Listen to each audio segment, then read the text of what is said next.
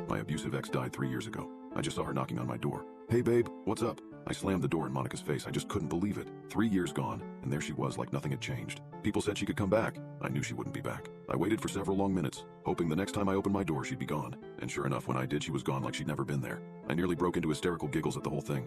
I must have imagined her. Monica was gone. 3 years she'd been gone. I went on with my day, pretending it didn't happen. The next morning, I'd managed to push the incident to the back of my mind. So when I opened the door, only for Monica to be waiting outside again, I nearly jumped out of my skin. Babe, can you not? Monica giggled and leaned up against the doorframe. She still smelled of vanilla and lavender, her favorite shampoo scent. Her pearly white grin didn't fade in the slightest as she asked me, "Come on, let me in, we got a lot to talk about." I slammed the door again. I probably nearly got her fingers stuck in the door, but I didn't care. It was her. It made no sense. Monica was dead. Without a doubt, she had died. You don't just walk out the door and go completely off the grid like she did unless you're dead.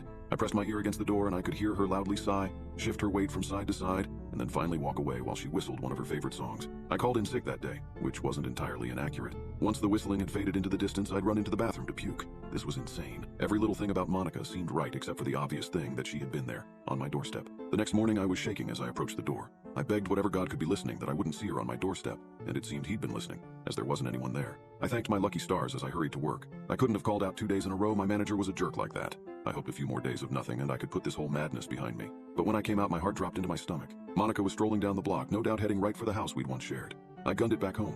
I didn't care I was in my neighborhood. I needed to beat her back. If she beat me back. If she beat me back. It didn't bear thinking about it. I nearly ran my car into the garage door. I didn't bother waiting for it to open. I just bolted from the car and ran into my house, slamming the door behind me and twisting the lock in place. There I waited, panting, cold sweat dripping down the back of my neck, waiting for her. The seconds ticked by into minutes. I didn't let my guard down though. I knew what I'd seen. I couldn't deny it any longer. I heard a tap tap tap of a knock at the door, and I knew before I even looked through the peephole, Monica was on my doorstep. She bounced back and forth from her heels to her toes, a sure sign she was feeling impatient. "Derek, come on babe, I know you're in there. Your car's in the driveway, let me in already," she snapped. I responded by turning the deadbolt as well. I heard that. God, Derek, you're being a real jerk right now. I retreated deeper into my house. I ended up in the kitchen. It was where I'd last seen Monica. I grabbed a knife, just like I did back then. She'd caught me texting my ex, and she no longer believed the lies that we were only friends. I returned to the living room and sat on my couch, gripping the handle so hard my knuckles ached. I loved Monica, but Debbie was just impossible to turn down. Monica paced up and down my driveway staring at me. She wasn't smiling anymore. I hadn't meant it, doing what I did. I only wanted to scare her, but she lunged at me.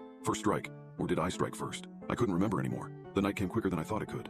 Monica is still out there. I'm so sorry, Monica. It could be a trick of the light, but she really does look like when I saw her last. Blonde hair, bloodied and plastered to her face. The butterfly tattoo sliced down its middle. The arteries still pulsing and oozing dark red. But now she has that lopsided grin, instead of the look of shock and horror she did when I cut her neck open. Every few minutes she comes up to the door and knocks again, asking to be let in, begging me to be let in, ordering me. "Baby, let me in. We have a lot to talk about." She was home. I need to open the door.